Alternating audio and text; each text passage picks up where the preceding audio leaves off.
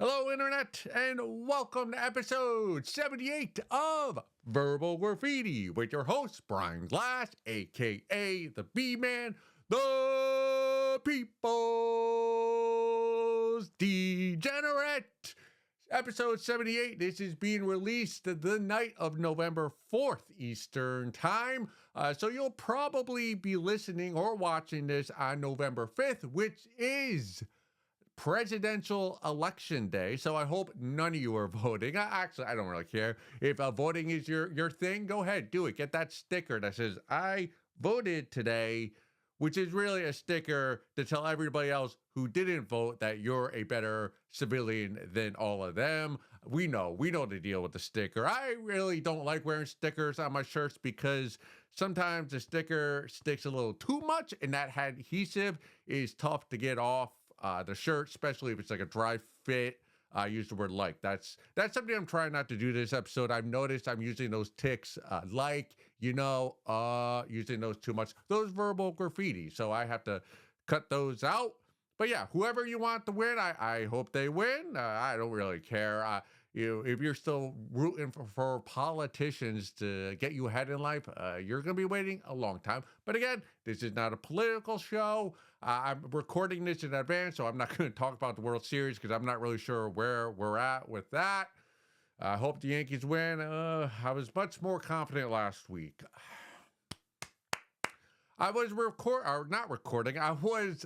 editing videos to put them up online, and I did notice while editing, I was also scouting myself that I tap my left leg a lot. It's almost like I have restless leg syndrome. I noticed that bothers me. As somebody, myself, the B-Man, I have OCD. This is not part of that, the leg tap thing, but I noticed I was doing it. And I just know from having OCD that maybe some of you watching are very annoyed by that. Probably most of you didn't even know it. And why the fuck would I just let you all now know it? It's like telling me, hey, breathe. Think about breathing. And then you start thinking about breathing.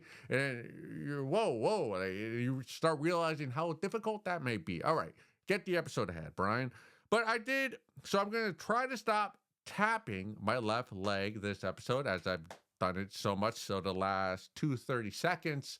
It did remind me though of I work from home now, thankful to be able to do that, but there were plenty of years where I worked, learn how to speak in an office setting. And there is nothing that has ruined office environments more than the open seating. Like no longer at my last office, there was no cubicles, not even the half cubicle where you could hide underneath if you slouch. It was open seating, so I'd have a laptop, and there would be a person right across from me, and anytime I looked up, there'd be this awkward eye contact, and you couldn't apologize because you see the person every day, so how many times can you really apologize?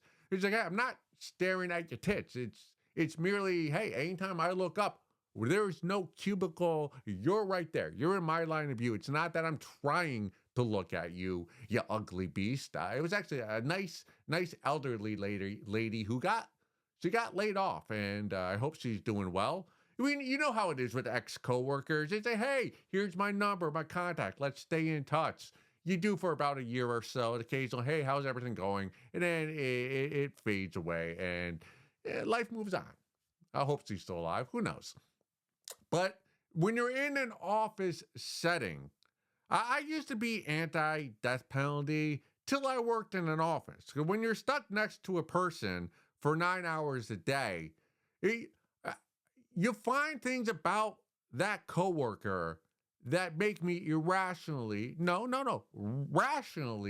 angry. I had this guy, coworker of mine. He sat diagonally from me. Again, open seating so I could see him. He was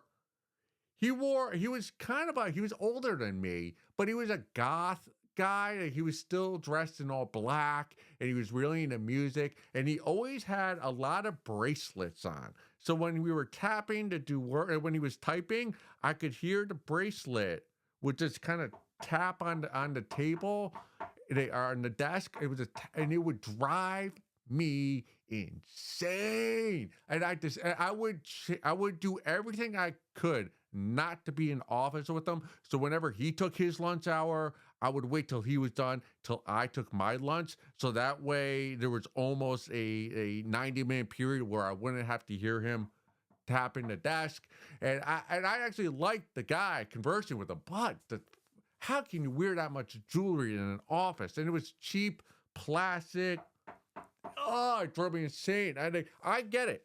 I get it. Somebody who kills their spouse, like, no, you got to do the time. You got to do the time. You got to do 25 to life or whatever it is in the state you reside. But if you're, like, I believe the person who does the killing, when they're on trial, if they can justify the killing, I'm not saying they should get off free, but they should get their sentencing should be they should get some time taken off the top. So hey, why did you kill that guy? Well, your honor, he wore this jewelry and we worked 9 hours Monday through Friday together, and I just tapped on the desk. He was like, oh, I would hope the judge would take that into consideration. Okay, I'm not going to give you life. How about 3 years in a halfway house and 2 years probation? Everyone go with that? Okay, judge, I'll take it. I'll try to be better next time. But I work from home, so we don't have to worry about that anymore until I get fired or laid off because AI takes my job and I have to go back to the office. Well, hopefully this Project Verbal Graffiti works, so I will never have to do that again. But you never know. I've been doing stand-up almost 10 plus years now, and I'm yet to make a living doing that. So I'm still positive. I have something else I want to talk about, but let's get into this Reddit segment right now, and then we'll get to that.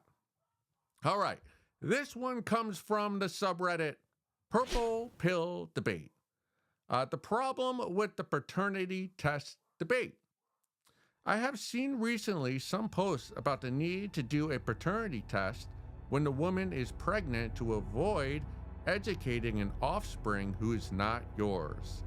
I find this to be superficial discussion that doesn't really touch the heart of the problem. Indeed, asking for a paternity test just means the woman doesn't deserve to be trusted to begin with, leading to me to question the quality of the choice and ask myself, why should one entertain this kind of relation to begin with? That makes me think there should be sound reasons for someone to make that kind of public claim. Perhaps does it come from a previous hurting experience, or was it related to a demographic of his author? Disclaimer, I don't go to bar, party, or any place where the behavior of the demographic can be slightly more libertine attitude. I believe this poster might not, English might not be the first language, but that's okay. We kind of get the point. B-Man, I'll be honest, I don't have children. I did not realize there was a debate around paternity. So when I read this, it kind of piqued my interest. And I've never thought about it before now. But the more thinking I do about it, this paternity test, that term is a dog whistle. It's code. I mean, let's just call it what it is. It's more, paternity test is code language for, hey, darling, I think you're a cheating whore and I don't trust you, so let's get the paternity test. That, when a guy is asking his alleged baby mama, that's what he's saying. And from the woman's perspective who's pregnant, she's thinking the exact same thing. It's like, oh, you want me to take a paternity test? What, do you think I'm some kind of cheating whore? You can't trust me? So I understand both sides from the guys and the pregnant lady's perspective. I get it.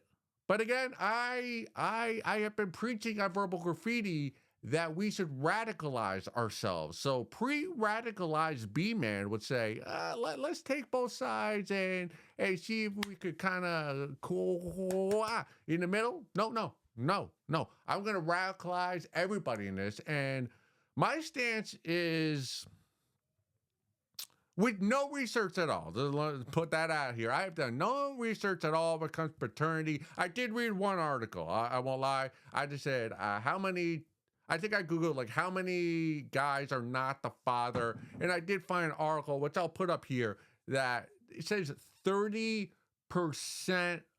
of babies are not the father's baby biologically or genetically. But I think that's of all the guys who've gotten paternity tests. So I also did read another article that said 10% in America, 10% of guys who are fathers are not actually the father of the baby, paternally, that is.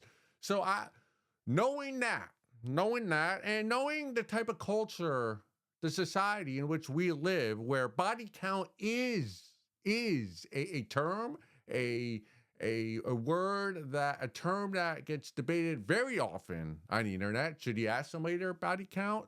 Yes, no. Maybe we'll get to that in another segment this episode. That's called a tease in the podcast business. But yeah, I mean, most people today are not just fucking their high school sweetheart and then getting married and having one partner.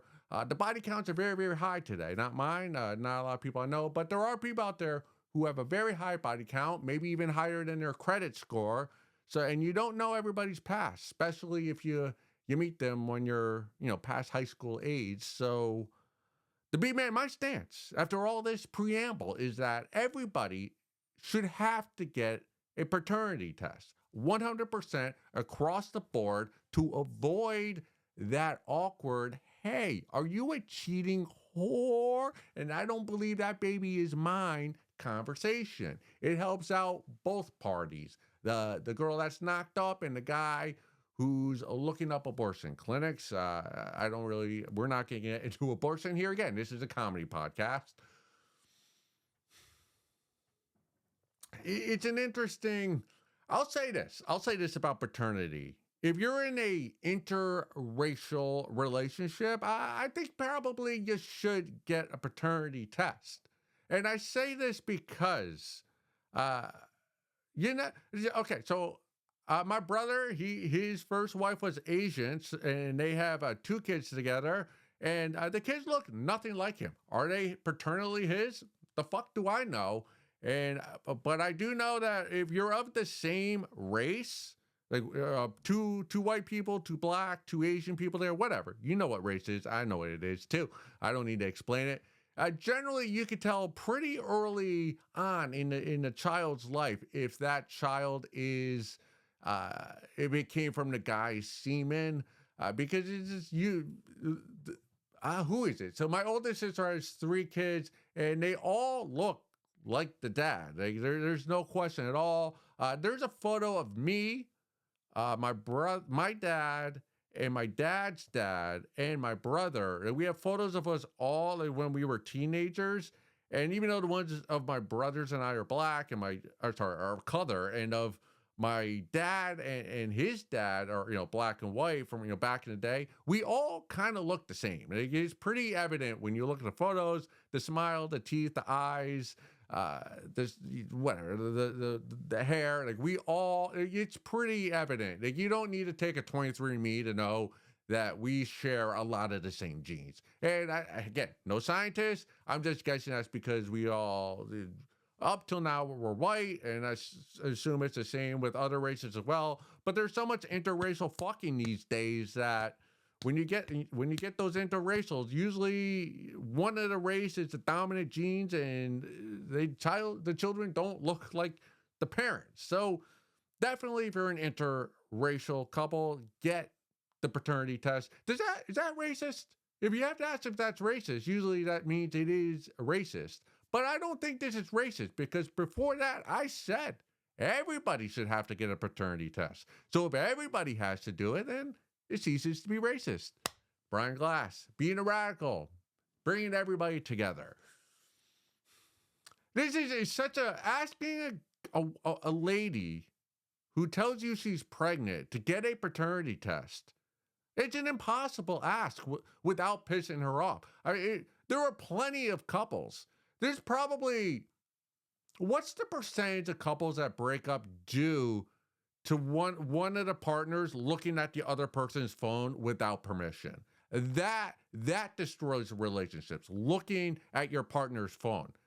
Think about that, and then compare it to, oh, can you take a paternity test for me? That is looking at the other person's phone on steroids. You're better off if you're really concerned that the baby might not be yours. Let's say your lady who's now pregnant, who's knocked up, she hits the sauce a little too much. Maybe she goes out with the gals, the coworkers. Maybe she has a simp of a boss, and maybe she's a flirt. Maybe there are a couple nights where she came home later than she usually does. Whatever. You have some suspicions, and if you have some suspicions, the paternity test, it can save you a lifetime of aggravation, because that baby actually is not yours, and you don't get it tested.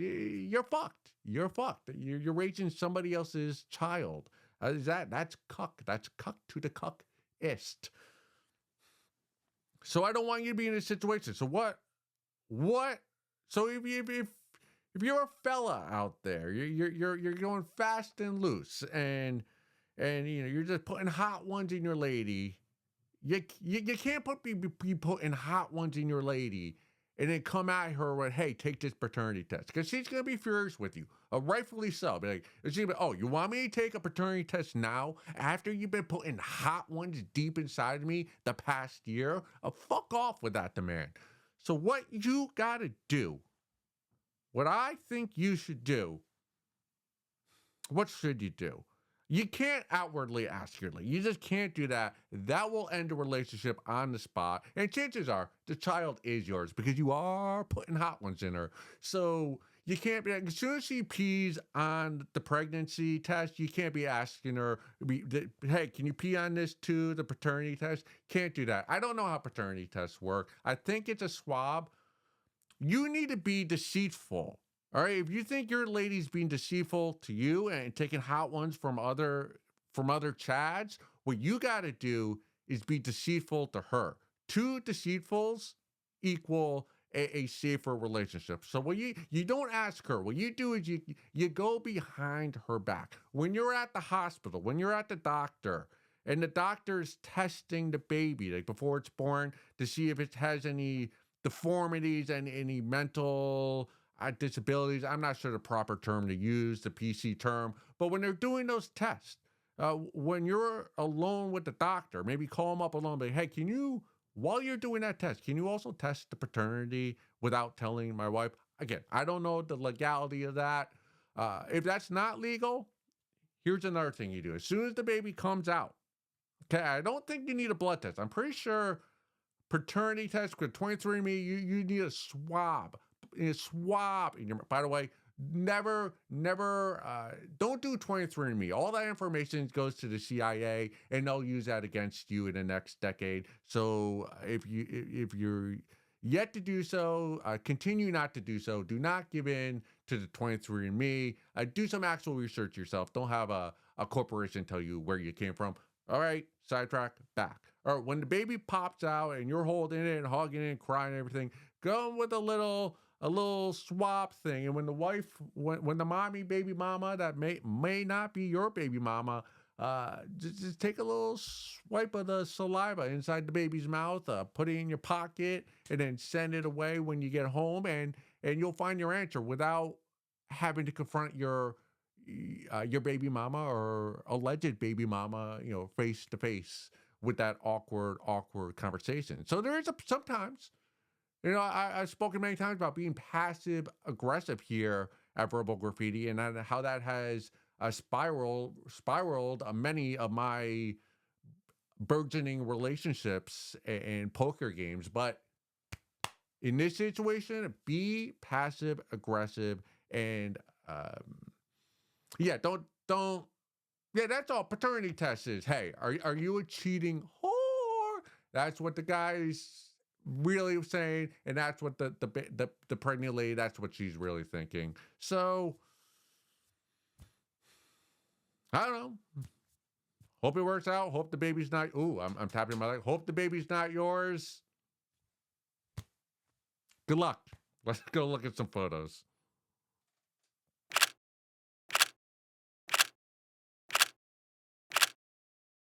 Yo, we so back here at Verbal Graffiti. It is election day, election week. Let's talk a little bit about politics. I know I'm not going to tell you who to vote for, who not to vote for. I want to talk about Congress. They've been overshadowed the past few months because of the said presidential election. I want to focus on Nancy Pelosi, and I want to do so because her titties are my two favorite things about Congress. She had, you look at Nancy Pelosi's tits, and you have to think that some U.S. tax dollars have gone towards them. And if they have, I'm all for it. If Congress members want to use U.S. tax dollars to get breast implants, take my money. Take all of my money. I don't care if you're left, right, blue, red, Republican, Democrat. We're all Americans. We're all for big tits. So, yeah, but I do love her tits. They're very perky, especially for her age. They'd be perky for a barely legal teen. There is a photo out there of Nancy Pelosi at JFK's inauguration, and she's not a baby. She's a teen, early 20. She's cognizant of her life. She probably actually remembers being at JFK's inaugurations. That's how old Nancy Pelosi is. Those tits, though, they're definitely 21st century tits. So they're not nearly as old as her skin is. But her, it's funny. Congress has been overshadowed, but also because of her bodacious tits, Nancy Pelosi, that is, Nancy's vagina gets overshadowed. And I spend a lot of time thinking about Nancy Pelosi's vagina, as odd as that may sound. But this is a guy who wants to do a double-sided comedy album on the pubic hair of all the first ladies we've had in this country. I spent a lot, like, what does Nancy Pelosi, what does her vagina look like? And this, like an exercise like this can tell you how imaginative your mind is. Because I've spent a lot of time, and picture this. Let's paint the scene, all right? So Nancy Pelosi's in front of us. She's here at Verbal Graffiti. I un-Velcro her diaper. I pull down her Depends, and I imagine it'd have a lot of pubic hair. I can't see Nancy waxing. I mean, if you're at JFK's inauguration, you're not the type of gal, you're not the type of congresswoman who's gonna go full wax. What I see is full bush, like the liberal woman she is, but she's kinky. Nancy Pelosi, she's a kinky woman. She's a nasty woman. So her pubic hair is not gonna be all over the place. I imagine her pubic hair having a Donald Trump-like comb over. Like that, she kind of gets off. I think she talks shit about Donald Trump, but she likes the way that hair looks. So I think she's got her pubes are a Donald Trump comb over, and then you go down, and the lips of her vagina. I can't tell you what they look like because I've never seen them, but I know what they feel like. They feel like the inside, the interior of a 1980s Dodge Ram van, that Fox leather that's 40 years old and very stiff and crusty, and you got to be delicate with it because if you pull it too quickly, it will crack and she'll kill you. Because she's Nancy Pelosi and she knows people who knows people. So, but you open up that fake leather interior of her pussy lips, and you open them up, and you peek inside the big hole where her vagina is, and it's wide because because she's been all around DC for about 50 years now. And you see the light. When you look inside Nancy Pelosi's vagina, you see the light. I'm not talking about the light when you go to heaven. I'm talking about the light when you go to hell. You see the light, you see the one eye from the Illuminati staring back at you. That is where the Illuminati lives, is in Nancy Pelosi's vagina. And when you open up those pussy lips, that eye stares at you and it hits you, and you see the faces of all the dead babies that Nancy Pelosi and her minions have killed, and they've taken their baby blood to inject into their body to make them live forever. And you hear the voices of all the lizard people telling you, chanting, close those lips, you don't deserve to be here, you're a commoner, go back home. And then you never forget it. That's what I imagine Nancy Pelosi's vagina looks like. That and a lot of stock tips are probably inside there. All right, that's enough politic talk for this year at Verbal Graffiti. Let's keep it going. This comes from the subreddit Retroactive Jealousy. This one's a little longer, so I'm going to cut it short. I'll explain what happened at the end, just to save time and hopefully make it less boring for all of you. But yes, the subreddit Retroactive Jealousy, issues with GF's girlfriend's past. In need of advice. Hi, guys. Hi. I've been debating making a post for a little bit, but am unsure of what to do. I guess my issue started when she said she's used condoms with other people before me, and then she said she lets them take it off because she wants to be done, and then she said she lets them finish inside her to make them happy. She says it was very sad time for her and she was depressed, so it felt nice to be wanted for a night. She was on birth control then, and she's not now. My thought is, I don't see why I can't come in her one time with a plan B if everyone else got to.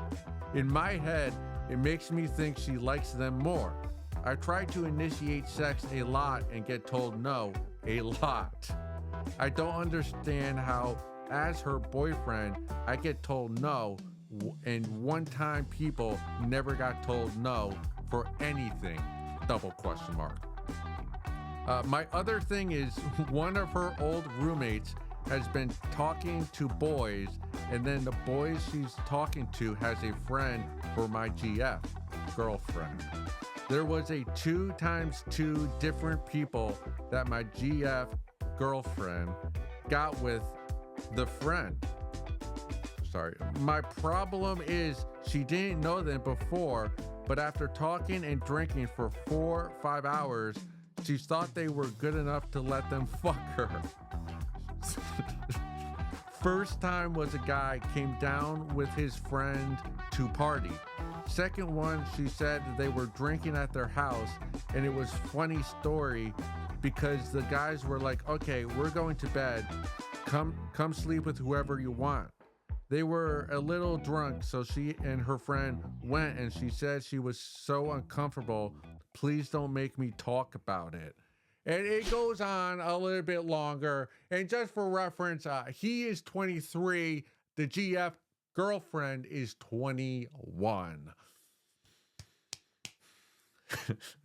I think the big takeaway from this post is it's better to date a depressed, lonely woman that will let you blast goo inside of her rather than a happy, secure woman that makes you wear a condom. So my advice to you is to dump this babe and go find a depressed lady who has a lot of cut marks on her arm and in her thigh. I'm joking. I don't even watch pornography. If I see the lady has cuts on her in her thigh, I'm like, ooh, that girl is a little damaged. I do not want to be taking advantage of her. Because we have moral compasses here at Verbal Graffiti. Whoa, that was a sidetrack. Back to your situation here.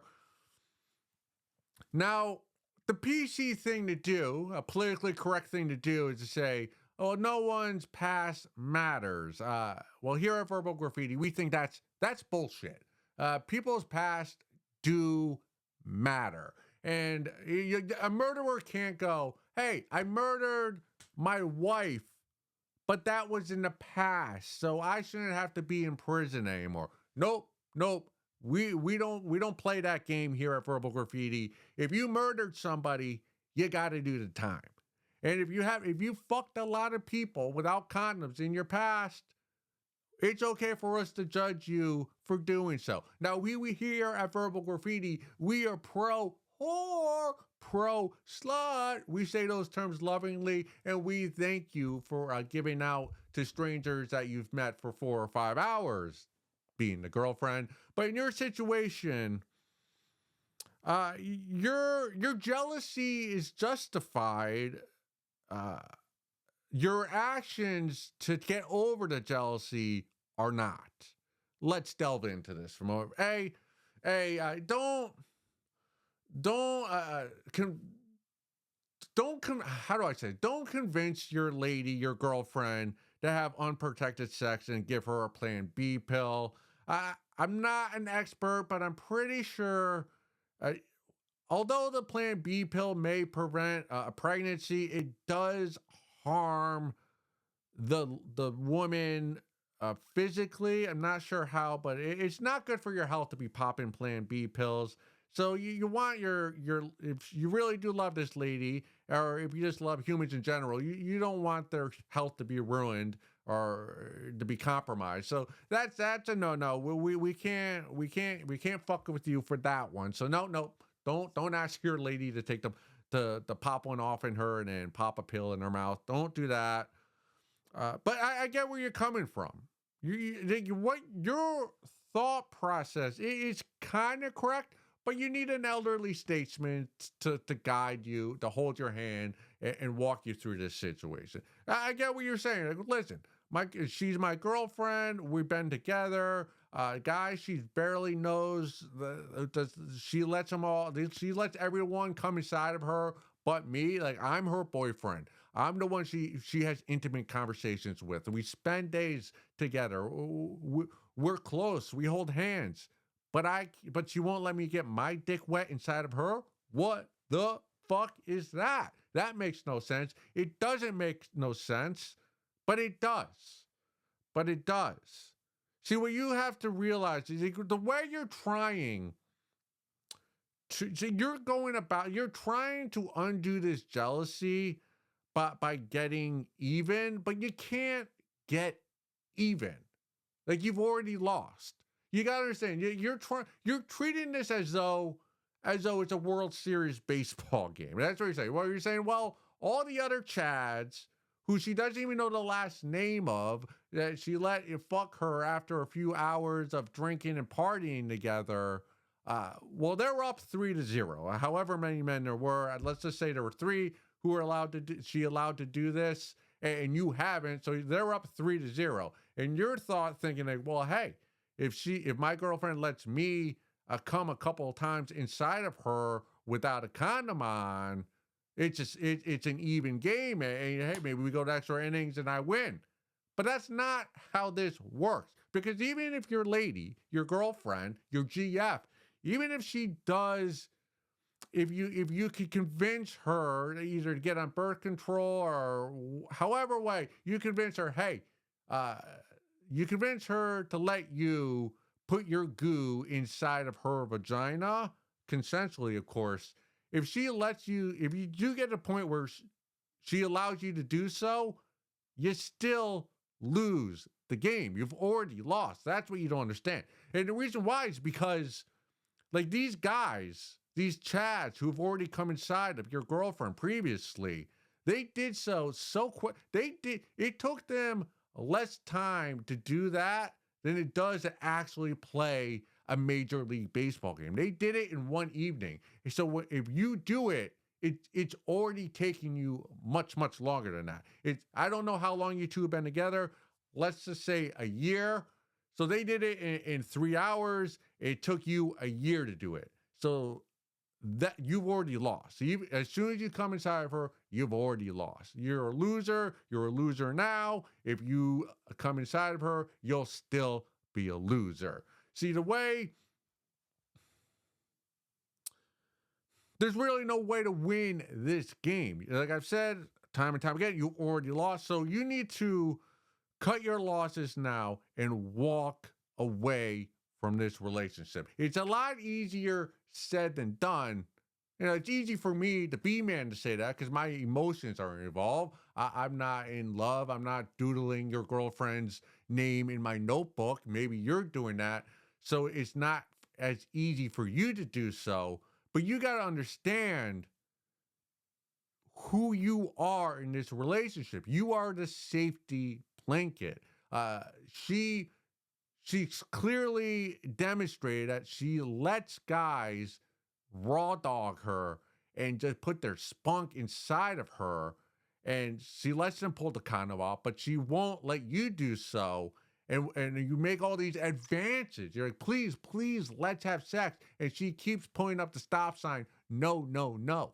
So those two things, like, hey, the guys, the Chads who busted inside of her, and then all your advances that are getting shot down, that tells me that you are the safety blanket. She's just using you until she finds another Chad, probably while she's drinking tequila, to let fuck her raw dog.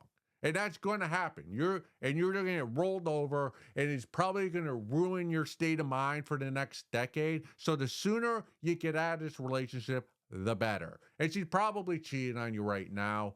So it's my advice to you is to break up with her, and it really has nothing to do with her promiscuous past, which we're very thankful up here at Verbal Graffiti. You should break up with her because she's not sexually attracted to you. And when you're 21 and 23 years old, if there's no sexual attraction at that age, it's never going to be there. So you got to break up with her and go find a lady who's on birth control and will let you put your gusher inside of her. And that's just, for me, I cannot date a lady long time, go steady with a lady long time who is not on birth control, because I drink too much. My pullout game is non-existent, and I don't have the funds to go to the cheapest all-inclusive resort. So if she on birth control, it just can't go down. So, and plus, like, who wants to fuck somebody they know? That's so disgusting. Once you're in love, like, let's not have sex anymore. Sex is for people you don't know the last name of. Like, once I know your sister's name, I want no part of you sexually. All right, with all that, hope it works out for you, young buck. We're going to continue reading The Salesman's Wife by the great author, John Lawrence. We are on page... What page are we on? We're top of page 23, I believe, if you're reading along. Pamela had closed her eyes after the tumultuous orgasm and relished the warm, soft pleasure that pervaded her. Yet after only a moment, the pleasure faded. In its place was the icy shock of realization. Her husband had taken her in the anus.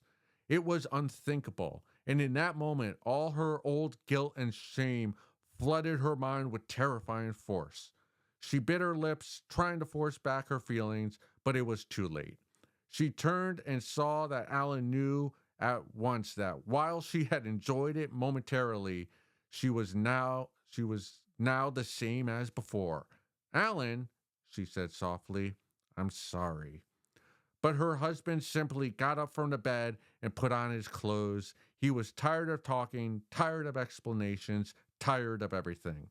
"I gotta go to work or I'll be late," he said curtly. "See you Friday." Minutes later, she heard his car pull out of the driveway and roar off into the night. Alone in her bedroom, she began to cry as a terrible loneliness and anxiety flooded her being.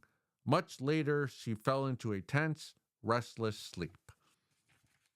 The next morning, Pamela woke feeling cold and empty. Her mind could barely comprehend the full horror of what had taken place the night before, and her body still ached painfully from her husband's cruel anal rape. She hated him for it, yet she had to admit that for a brief moment she had experienced something that was tremendously thrilling, an extraordinary sense of release. but it had soon faded as if it had never happened. She yearned to know that feeling again, but she knew that her fear and shame would prevent it. She was confused and troubled, desperately in need of help, but she didn't know who to turn to. Suddenly, she thought of a girlfriend, Nadine, and she called her hoping for some advice. It was awful, Nadine, she said, as she sat at her kitchen table talking into the telephone. I don't know what to do. I love Alan. I want our marriage to work, but I can't, but I get so frightened. Nadine, can you come over and talk or stay with me for a while? Please? Gee, Pamela, Nadine replied. I'd love to, but I can't today. I promised Ed I'd meet him for lunch, and he'll be real upset if I don't come. Pamela began to sob softly. What am I going to do? Look, Pamela, maybe you can get some kind of help. Professional help. What do you mean? Go suck a fat one.